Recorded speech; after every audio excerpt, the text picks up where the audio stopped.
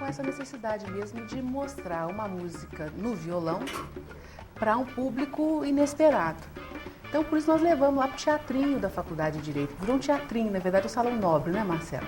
Virou o teatrinho da Faculdade. Ele é bom que parece aquela coisa de Sabará, que tem um alto, né? Então, um balcão. E foi muito interessante. E fazendo correlações, mas aí dentro de uma versão oral, né? Nós fizemos as correlações, estilos de época, né?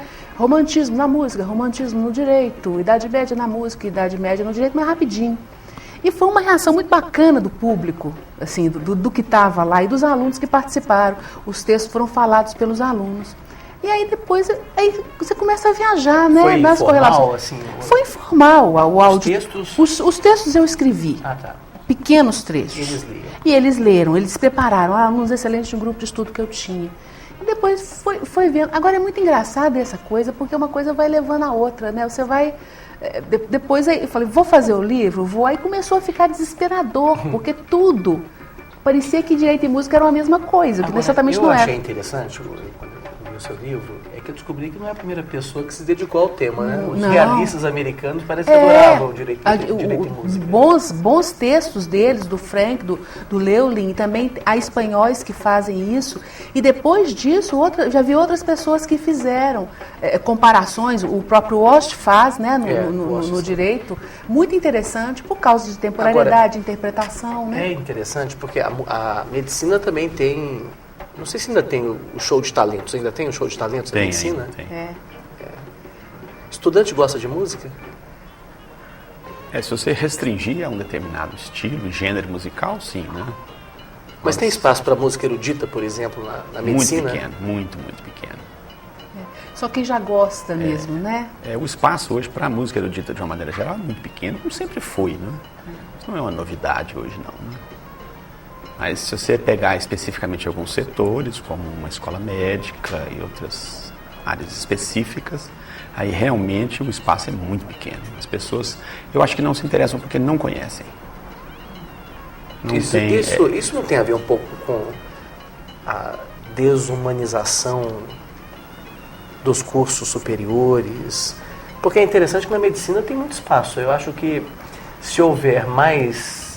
Para fazer correlação, você disse? Não só a correlação, mas eu acho que uma coisa que eu acho que os alunos sentem falta é de oportunidade de conhecerem um pouco mais a cultura erudita, em especial a música. Eu acho que sim, mas não há estímulo. Acho que essa é uma marca da nossa época, né? Essa perda da subjetividade em troca de ditas objetividades, que eu não acredito que existam como se pretende que elas existam, né?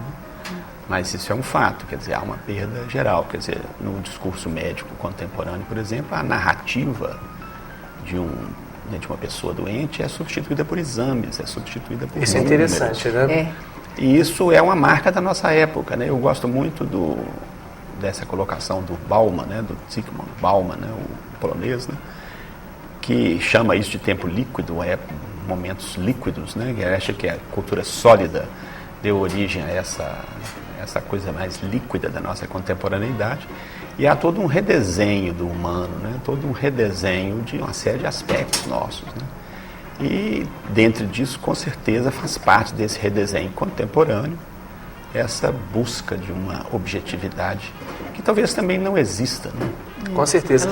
É interessante isso, porque os meus pais são médicos e eles sempre falavam isso, que os pacientes, eles... um médico experiente olha o paciente e já tem uma ideia de quais são as doenças que ele pode ter. Mas o paciente quer o exame. Sim. Que é o exame... que vai dar certeza, né? E é interessante porque antigamente a gente fazia muito menos exame do que a gente faz hoje, né? Os médicos hoje pedem exames cada vez mais caros. E às vezes desnecessários. Né? Eu estou fazendo um trabalho muito interessante de comparação, rápido, é um texto, na verdade, de comparação do chargista, da obra do chargista Daumier, no que concerne a figura das pessoas da justiça e as pessoas da medicina, vamos dizer assim. E é muito interessante porque você vê nos dois a relatividade, a fragilidade, essa questão da relação médico-paciente, da relação advogado-cliente, naquilo que ela teria de substancial e naquilo que ela é só essa capa, né, que você não vê o sentimento do outro efetivamente. Muito bacana, um chargista do século XIX, né, de excelente qualidade, mas muito interessante para você ver como é que as coisas se ligam dentro dessa perspectiva que você falou, que é a perspectiva mesmo do humano, né? Sim. É o nosso amigo. Tudo bom? Gostaria de convidar a experimentar o nosso café filtrado. É um estilo de café americano que lembra o nosso café de coador. Vou estar servindo, no caso, 4 grãos diferentes, que é o Cerrado Mineiro, com característica um pouco mais encorpada.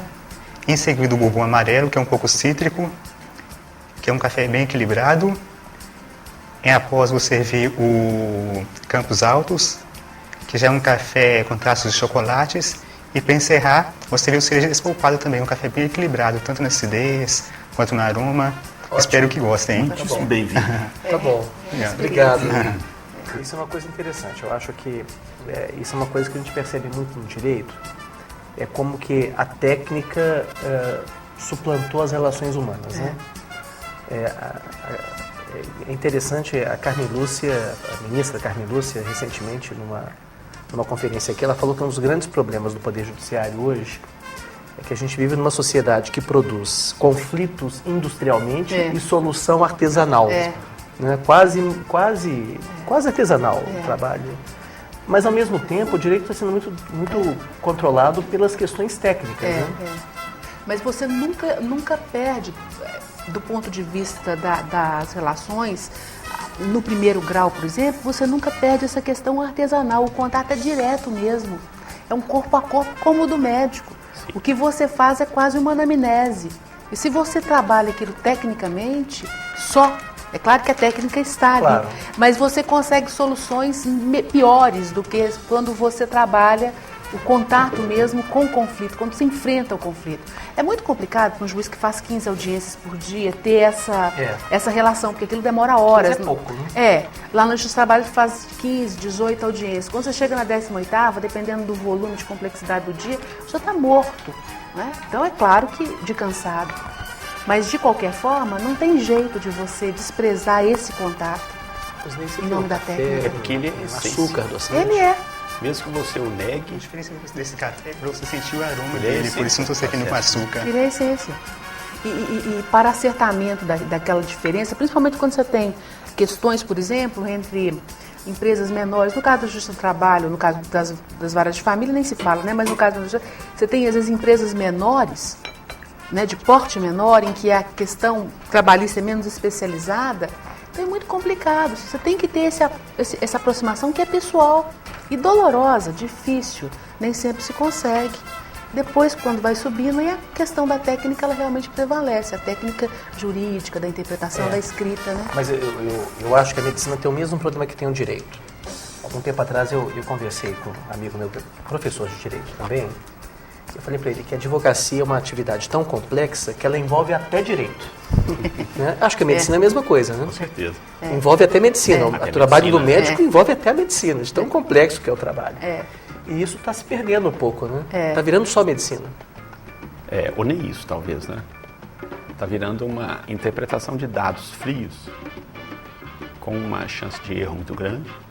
Existe, inclusive, um viés muito complicado, que eu acredito que também exista na esfera do direito, que é a quase não crítica, quase não existência de crítica sobre sobre o próprio dado. Como que se obtém esse dado? Como se obtém essa informação? Quem interpreta, Quem né? interpreta? Como é que é a interpretação, né? Essa interpretação, ela, por mais objetiva que se pretenda que ela seja, ela é completamente subjetiva, né? A gente vê isso muito com a prova, com a perícia médica. Eu tenho um programa de rádio e eu fiz uma homenagem ao meu professor de medicina legal. Ele não deve ter sido seu professor, não, Marcelo, por ser um pouco mais novo, bem mais novo que eu, que é o professor João de Freitas. Eu não era boa aluna. Fui aluno dele. Pois é, então estamos em casa. E o professor João, então eu não preciso descrever o professor João de Freitas, mas eu não era uma boa aluna de medicina legal, eu não vou falar sobre isso, mas eu lembro de uma aula do professor João de Freitas. Tem a ver com música. O professor João de Freitas entrou na sala e escreveu no quadro Caçador de Mim, a música. e passou aquela aula inteira falando da música do Milton Nascimento. Eu lembro, a única aula que eu lembro dele, eu era má aluna, ele era um professor, eu era má aluna. Enfim, então eu resolvi fazer um programa de rádio usando essa música e essa lembrança que eu tinha do professor sobre a questão da medicina legal e da prova, porque a gente, quando tem lá no processo do trabalho a prova que tem a medicina, por exemplo, a ver se houve anexo entre o acidente de trabalho, a doença profissional e a atividade do empregado, às vezes a gente fica nessa coisa de dúvida, porque o laudo não é conclusivo, é exatamente o que você estava falando, né? E eu usei a ideia do professor, porque como é que você caça a essência dessa coisa? Você pode procurar, mas a essência da pessoa, a essência do problema, nem sempre ela é tão fácil de achar. Então eu falei, bom, a minha lembrança da música ela não é totalmente aleatória ou esotérica, porque, né, guarda isso. Isso me faz lembrar uma questão interessante, que é uma definição poética do Fernando Pessoa, onde ele define ciência e define arte. É talvez a definição mais perfeita que eu já imaginei até disso. Dizer que a ciência é uma expressão subjetiva de uma impressão objetiva. Você vai observar um fenômeno e vai explicá-lo através de uma teoria. E a arte é a expressão objetiva, através de uma obra de arte, né? É a expressão objetiva de uma impressão subjetiva. Eu acho que essa definição, essas duas definições dele, nos traz uma complementaridade que talvez é o que esteja faltando nesse momento. Quer dizer, não existe objetividade sem subjetividade, nem o contrário. Isso é impossível, né? Isso é interessante porque no direito, por causa do positivismo jurídico, houve toda uma tentativa de afastar o direito de qualquer conotação de arte. Porque era muito comum, né, definir o direito como uma arte, a arte do bom e do justo, né? E a medicina também. Eu me lembro que havia até uma revista, quando eu era criança, os meus pais recebiam uma revista chamada Ars Curandi. Não sei se ela existe ainda. Não creio. Me lembro muito dela. E essa dimensão de arte se perdeu um pouco das duas. Perdeu. Agora a escuta, aquela questão que você estava falando, todo processo jurídico parte de um conflito, naturalmente. A doença também pode ser olhada sob esse ponto de vista de um conflito. Né? Platão E a escuta desse conflito, que inaugura um processo jurídico, um processo médico, né? A escuta, uma anamnese, digamos assim, ela é artística. Eu vou observar elementos que são profundamente subjetivos. Eu sou tocado pela escuta de uma forma muito forte. Ela não é algo objetivo. Isso não é possível.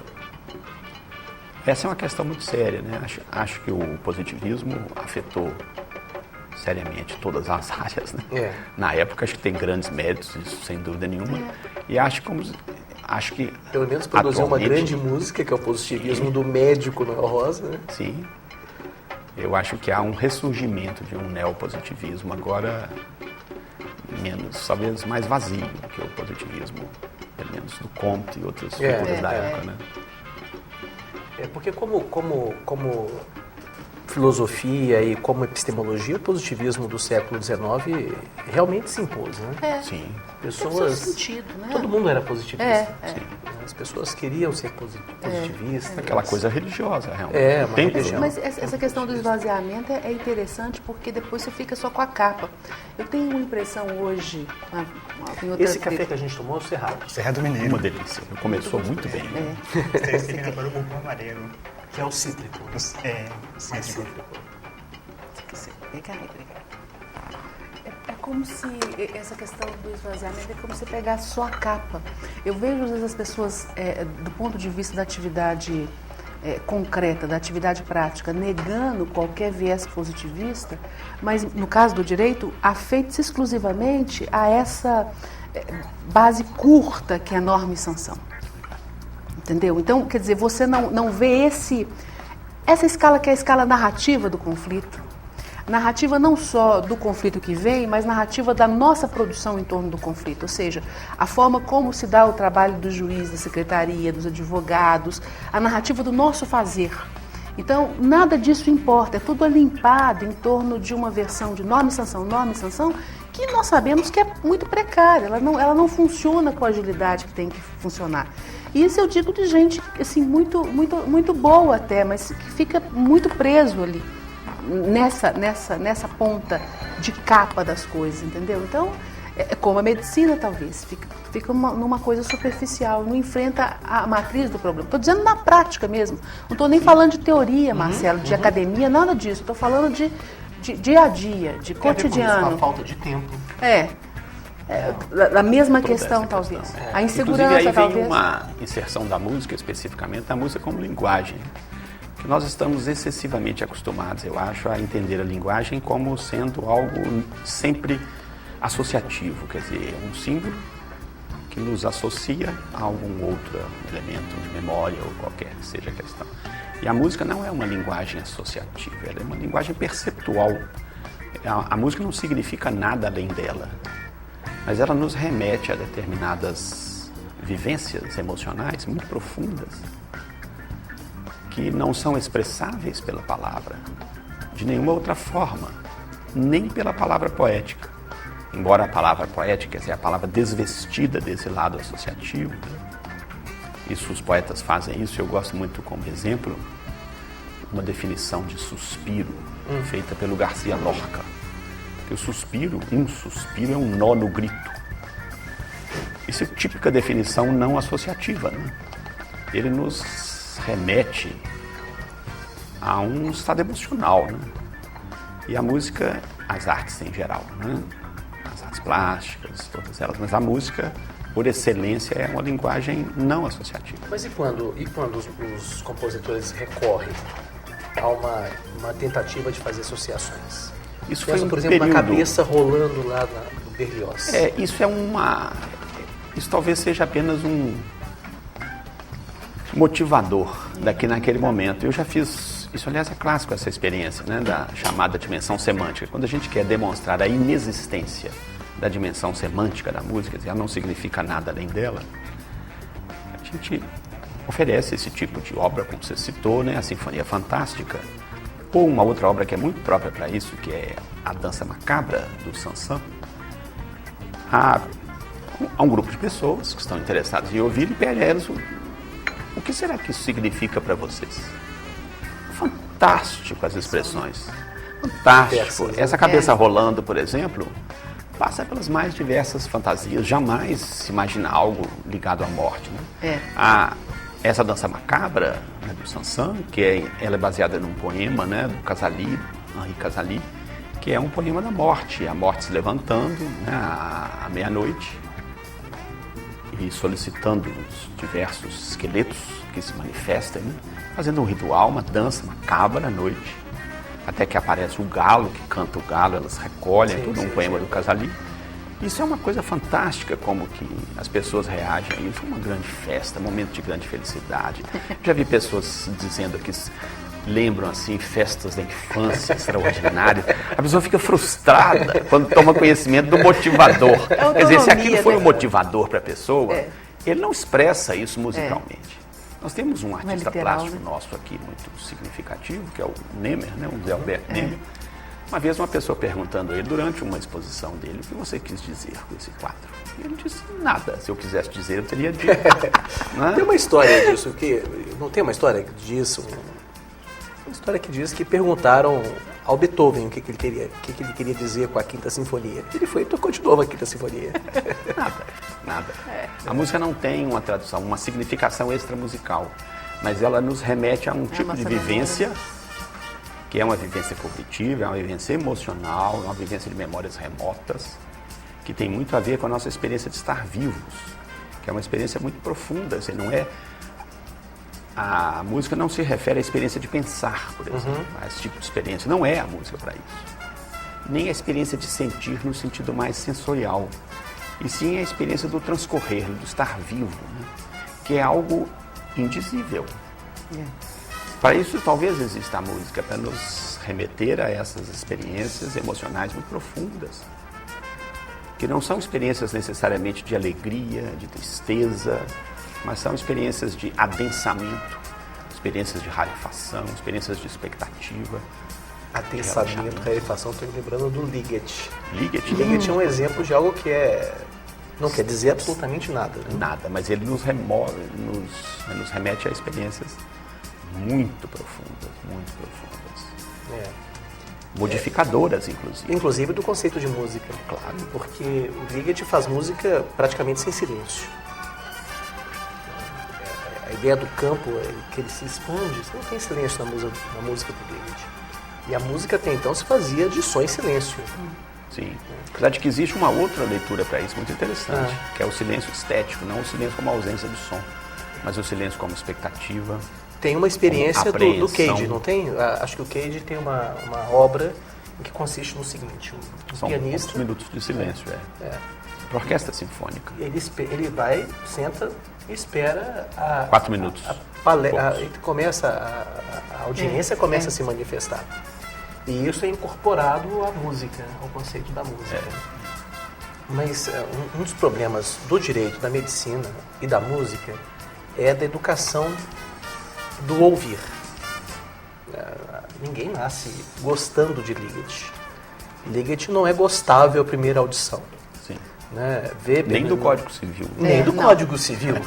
Nem E acho mais compreensível que alguém goste de Ligeti do que de ler o Código Previdenciário. Mas esse é um problema que nós, como professores, enfrentamos. Né? Mas eu acho que aí tem a ver com conhecer, né? Sim. Uma vez, falando sobre a questão do conhecimento do direito, um juiz até virou para mim e falou assim, não, mas a medicina, por exemplo, você não precisa de conhecer, você não precisa de saber, você vai no médico, ele te fala, sim. Exatamente o contrário. Mas né? a partir do momento que você vai ao médico, ele te fala alguma coisa, você tem que entender aquilo, até precisa sentir o seu corpo em relação... Meu pai é diabético, por exemplo, tem que sentir a reação do corpo para você se cuidar. O direito é a mesma coisa, você tem que conhecer para se cuidar, para ver a dimensão das coisas. E a música também, na medida em que você conhece, você passa a apreciar. Né? Quanto mais conhece, mais tem a conhecer e mais tem a apreciar também, né? A interpretar, a fazer. Eu acho que a questão é do conhecimento mesmo, né? Sempre dele. Uma dimensão. Educação é uma palavra-chave na vida, né? É o divisor de águas, né? E não é educação formal, é educação para esse conhecimento enorme, né? Infinito mesmo. Eu gosto muito da expressão que a educação é que traz a chance. A chance com C maiúsculo. A chance de fazer a diferença. Agora, a questão do livro, desse livro, né, do Direito e Música, porque eu acho, Marcelo, não sei se você vai concordar comigo, eu acho o seguinte, eu acho que essa questão do conhecimento do direito, ela não tem uma fórmula, ela é inesgotável. Então a gente tem que usar todos os canais possíveis. É claro que esse é um livro erudito, assim como o programa de rádio, ele não é um programa popular, eu reconheço que não seja, mas é um desdobramento dele.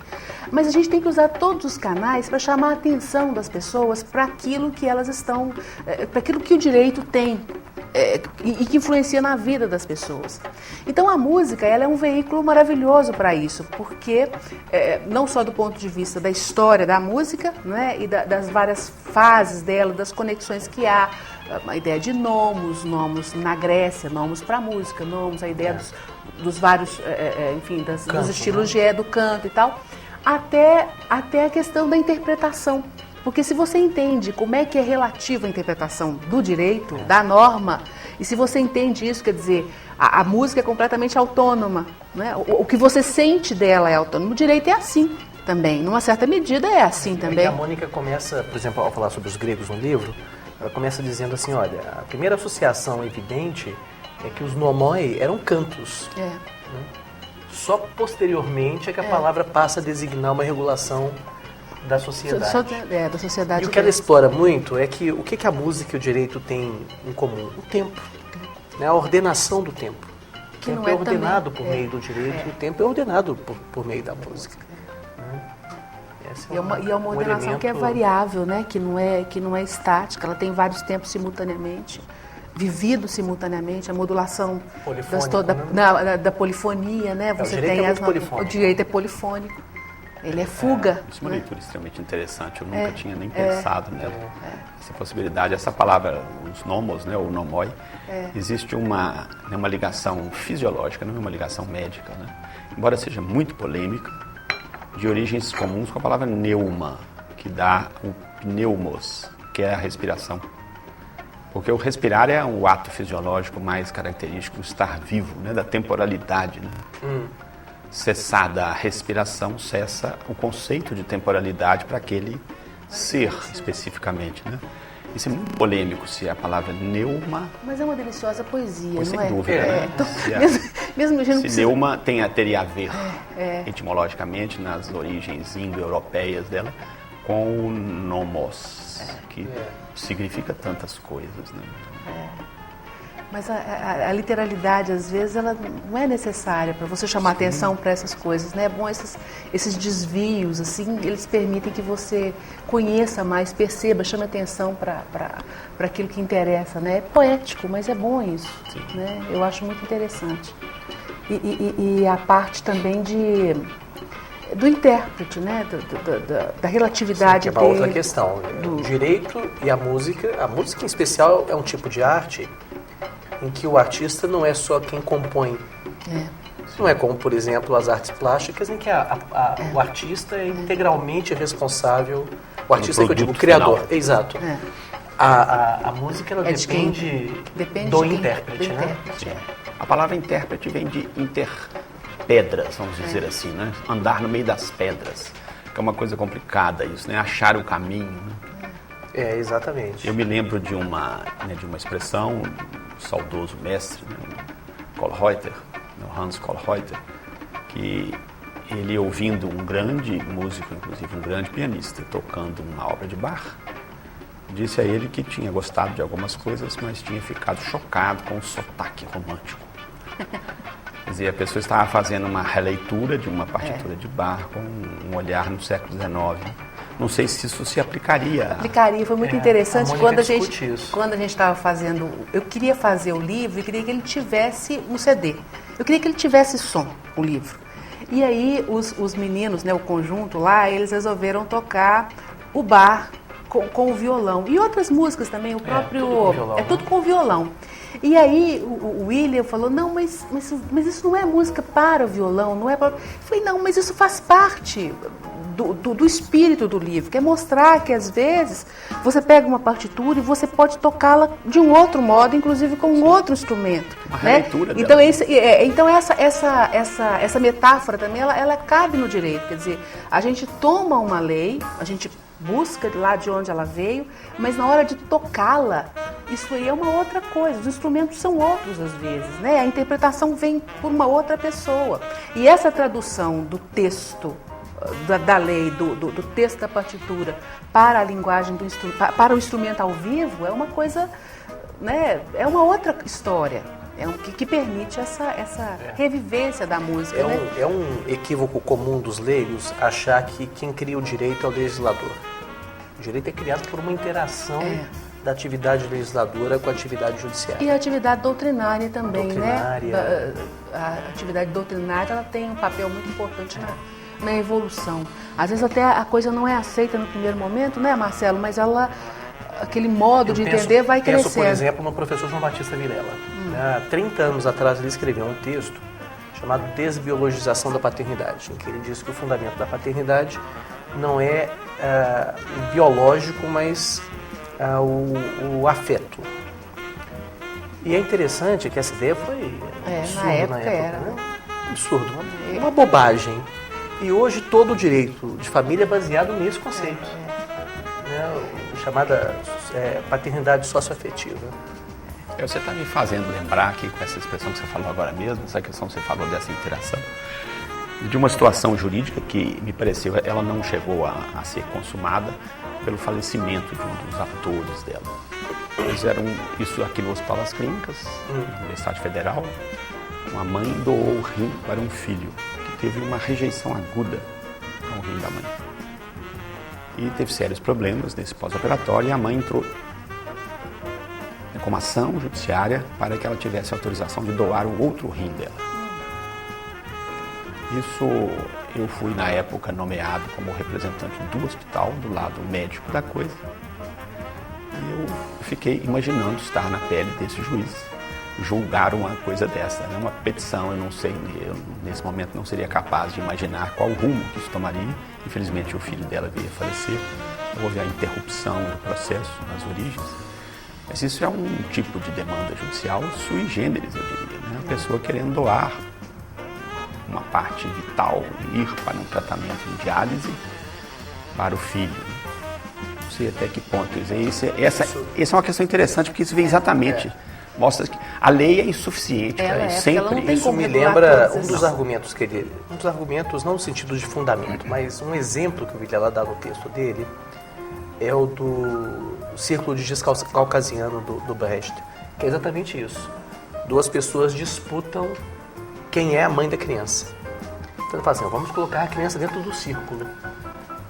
Quem conseguir puxar a criança para fora do círculo é a mãe. As duas começam a puxar, mas aí a mãe de verdade, a que ama a criança, percebe que se puxar vão matar a criança, ele a solta. E a outra é que tira a criança do círculo. E o juiz dá então a criança para ser criado pela que soltou. Ela que se preocupou mais com a criança, né? Quer dizer, essas questões de vida para o direito são sempre muito dramáticas, né? Muito insolúveis, porque não há uma resposta pronta, né? A ideia de quem é meu aluno lá agora na pós-graduação é o Zé Renan, que é professor da medicina, né? Então, são discussões interessantíssimas que ele traz para a aula com uma experiência, né, da medicina muito aguda e muito carregada de vida mesmo. Não uma ideia de morte, a ideia de vida. Como é que isso vai mudando e como é que isso afeta o direito? Essas decisões são impossíveis de se prever. São impossíveis, eu imagino uma decisão desse são tipo. Impossíveis de se prever. Impossível. Haverá uma decisão, mas não necessariamente a decisão. Do ponto de vista científico, você não tem uma resposta fechada para isso. Com certeza. Você não tem argumentos científicos. Não tem argumentos, Isso é uma questão sobre certos aspectos musical, né? Interpretativa, né? Interpretativa nesse sentido, né? Não fecha nunca também, né? Sua O sensibilidade em relação a ela. O intérprete dá o tom romântico pro compositor barroco, né? Mas dá. Isso é um sotaque. É um sotaque. Tão válido quanto qualquer outro sotaque. E qual foi a resposta do intérprete? Ele ficou calado, profundamente calado. Acho que ele nunca tinha percebido isso. Um grande pianista, que havia gravado uma boa parte da obra de Bach, para teclado. Ele ficou assim muito espantado, ficou calado, chamado silêncio contemplativo. Né? Mas isso é impossível, né? Não temos como voltar o Geraldo Franco fala isso. Eu fico pensando a cena originária do compositor ou a cena originária do legislador como compositor de leis, né? E nem é o sentido, nem há muito sentido nisso. É provável que tenha na música alguma pesquisa sobre isso, mas será que o termo andante significa hoje a mesma coisa que significava na época de Bach? Com certeza que não. O andante devia ser mais lento lá. É possível, acho que toda essa relação espaço-temporal ela é radicalmente diferente, né? Acho que é impossível, tanto para nós imaginar uma situação, como eles imaginarem outra situação. Se acontecer com a música o que aconteceu com o direito e com a medicina, vai ter alguém que vai definir o andante como tantos ciclos, né? Como se fez com o segundo. Não tem sentido. Eu acho que uma das obras musicais que tem, inclusive, algumas conotações dessa natureza, né, de andamentos. Ela é uma das obras musicais, talvez, a que mais represente essa miscigenação de ideias do século XX, é a Sinfonia do Bério, né, do Luciano Bério. No seu terceiro movimento, elas são 4 movimentos, cada um tem um aspecto diferente. O terceiro movimento é uma coletânea de citações literárias, narradas, uma coletânea de citações de escritos, de pichações nos muros na França de 68. A Sinfonia do Bério. Sinfonia, o terceiro movimento dela. Narradas também. E isso é tudo entremeado por citações musicais, literais, trechos de obras, de compositores diversos. Essa obra tem como uma referência histórica dela ser uma homenagem a Mahler, porque a duração desse movimento da sinfonia é a mesma duração do terceiro movimento da segunda sinfonia de Mahler. Então ele quis manter essa relação. Ele cita citações literais de trechos da obra de Mahler, dessa sinfonia de Mahler, como tem citações de Bach, de Ravel, de vários outros compositores, dele próprio, Bério, de outras obras. Então ele mostra essa mistura aparentemente sem sentido, ele consegue dar forma e sentido a isso. Que eu acho que vem muito a ver com isso que você estava falando, essa questão, né? Eu imagino, não tenho experiência vivida nenhuma a esse respeito, mas que diante de algumas situações jurídicas muito complexas hoje, um juiz se vê diante de uma mistura de estilos, mistura de ideias, mistura de coisas, e acaba fazendo citações e outras coisas. É uma coisa que me interessa no direito, traduzindo assim em termos muito simples, é entender se o uso que nós devemos fazer de um código, o Código Civil, é considerá-lo uma enciclopédia ou considerá-lo um dicionário. Que tem a ver com isso, né? Eu acho que ele tem que ser usado como um dicionário, né? Nós que somos do lado da tópica, né, Mônica? Um dicionário analógico, de preferência. Né? Nem um dicionário. Não uma enciclopédia. Um dicionário analógico. Isso tem acontecido muito com o direito. Com essa... E eu acho que sempre aconteceu, Marcelo. Eu acho que às vezes a teoria é que encobre isso um pouco. Mas do ponto de vista da prática, eu acho que a vivência é essa. A vivência do juiz tipo, em especial. A vivência do juiz é essa. Mas aí vem a questão que você está falando da narrativa. Muitas vezes, há determinados tempos em que essa vivência ela fica encoberta. Ele não tem como narrar. É como um médico. O médico fala assim, olha, eu acho que ele está com essa doença. Deixa eu ver se ele tem esses sintomas. Procura-se o sintoma em função de uma doença que... Já tem um diagnóstico prévio, né? Sim. Mas eu acho que é um dicionário. Uma impressão. É um dicionário... Subjetiva ou objetiva? Subjetivíssima. Puramente subjetivíssima. Expressa objetivamente? Às vezes. Às vezes, objetivamente. Mas eu acho que é um dicionário, e é um dicionário analógico, porque ele não é de precisão, ele vai te levando. Porque uma palavra leva a outra. Café. Mais Esse qual é? Isso não seja desculpada. Cereja?